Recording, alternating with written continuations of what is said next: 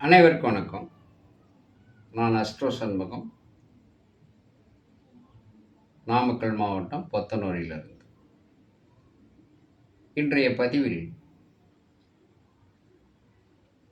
பாக்கியாதிபதி என்று சொல்லக்கூடிய 9ஆம் அதிபதி, தந்தை ஸ்தானாதிபதி. இந்த 9ஆம் அதிபதி எந்தெந்த இடத்தில் இருந்தால் அந்த தசாபுத்தி காலத்தில் நன்மை தருவார், எந்தெந்த இடத்தில் இருந்தால் அந்த தசாபுத்தி காலத்தில் தீமையை தருவார் என்பதை பற்றி எனது அனுபவத்திற்கும் ஆய்வுக்கும் சரியாக வரக்கூடிய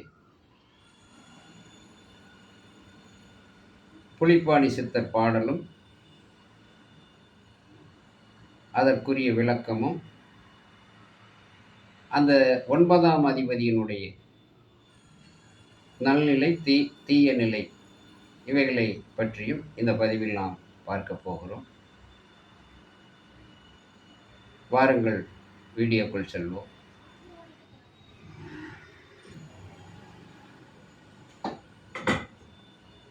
இங்கே 2 கட்டங்கள் கொடுக்கப்பட்டிருக்கிறது.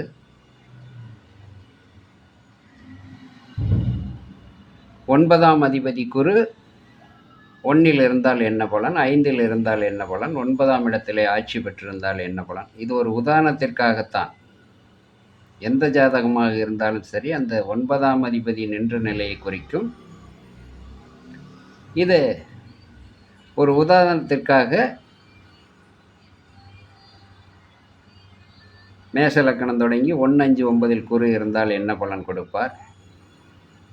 அதே மேஷ லக்கணத்தில் குரு 5ஆம் இடத்தில் இருந்தால் அந்த 5ஆம் இடத்து அதிபதி 6, 8, 12ல் இருந்தால் என்ன பலன் கொடுப்பார் என்பதை பற்றி இந்த பதிவில் நாம் பார்க்க போகிறோம். முதலில் புலிப்பாணி சித்தர் பாடல், அதாவது 9ஆம் அதிபதி பாக்கியாதிபதி 1, 5, 9ல் இருந்தால் என்ன பலன் என்பதை பற்றி ஒரு பாடல்.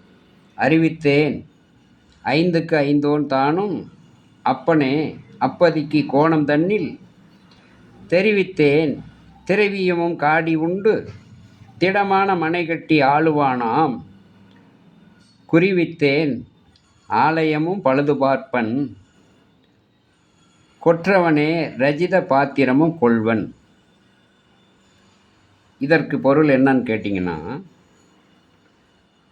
லக்கணத்துக்கு 9ஆம் அதிபதி பாக்கியாதிபதி, தந்தை ஸ்தானாதிபதி என்று சொல்லக்கூடிய 9ஆம் அதிபதி 9ல் இருந்தாலும்,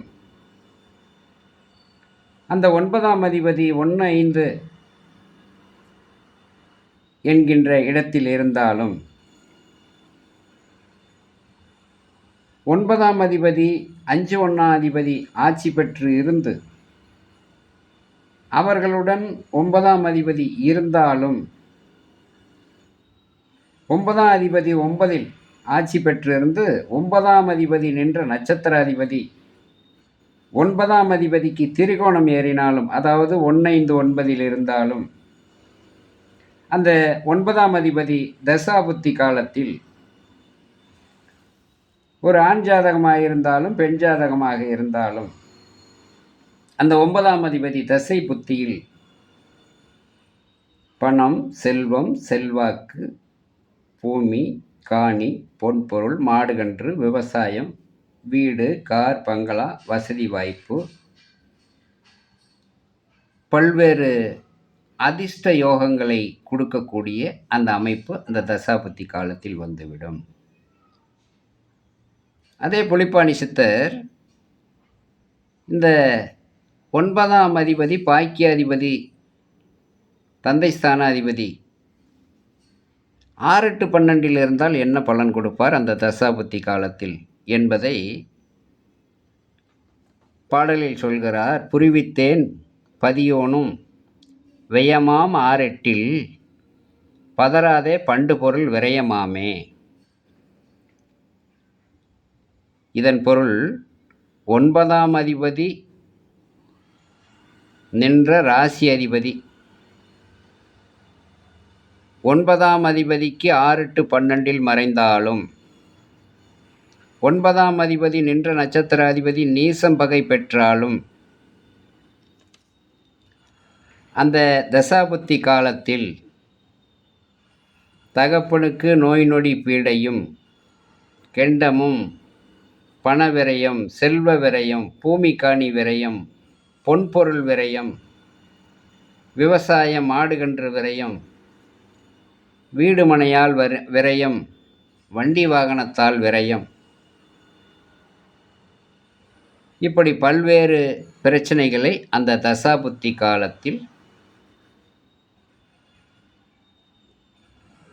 ஜாதகனுக்கு அல்லது ஜாதகிக்கு இந்த மாதிரி விரயமெல்லாம் வரும்னு சொல்லி சித்தர் பாடலில் சொல்கிறது. அது அனுபவ கருத்துக்கு அது உண்மையாக தான் வருது. என்னுடைய கணக்குப்படி அது உண்மை. மேலும் ஒரு ஆண் ஜாதகமாக இருந்தாலும் சரி, பெண் ஜாதகமாக இருந்தாலும் சரி, இந்த 1, 5, 9 திரிகோண அதிபதிகள் நல்நிலை பெற்று சிறப்பாக இருந்துவிட்டால் அந்த தசாபுத்தி காலத்தில் வரக்கூடிய சொத்து சுகங்கள் 4-5 தலைமுறைக்கு அழியாது. அவர்கள் குடும்பம் சமுதாயத்திலே பெரிய அந்தஸ்தும் செல்வாக்கும் சொல்வாக்கும் பெற்றும் ஊருக்குள் பெரிய அளவிலே விட்டா மிராசு என்று சொல்லக்கூடிய அளவுக்கு இருக்கும்.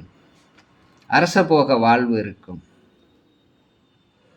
ஆனால் அதே பாக்கியாதிபதி திசை 6-12 மறைந்து நடக்கின்ற பொழுது மாட மாளிகையாக இருந்தாலும் அந்த தசாபுத்தி காலத்திலே மண்குடிசைக்கு இறங்குகின்ற அளவுக்கு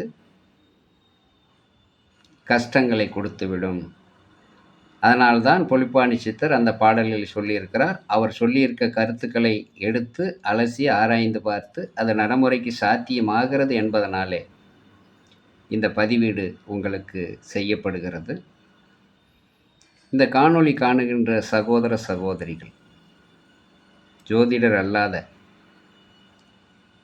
ஆர்வலர்கள் யூடியூப் சேனலிலே பல்வேறு விஷயங்களை பார்த்து கொண்டு வருகின்ற பொழுது இது போன்ற ஜோதிட நிகழ்ச்சிகளையும் பார்க்கக்கூடிய சகோதர சகோதரிகள், எங்கள் நாமக்கல் மாவட்டத்தில் இருந்தால் நேரில் வாருங்கள். அருகில் உள்ள மாவட்டங்களில் இருந்தாலும் நேரில் வாருங்கள். ஜாதகம் பார்த்து பலாபலன்களை தெரிந்து கொள்ளலாம், அறிந்து கொள்ளலாம்.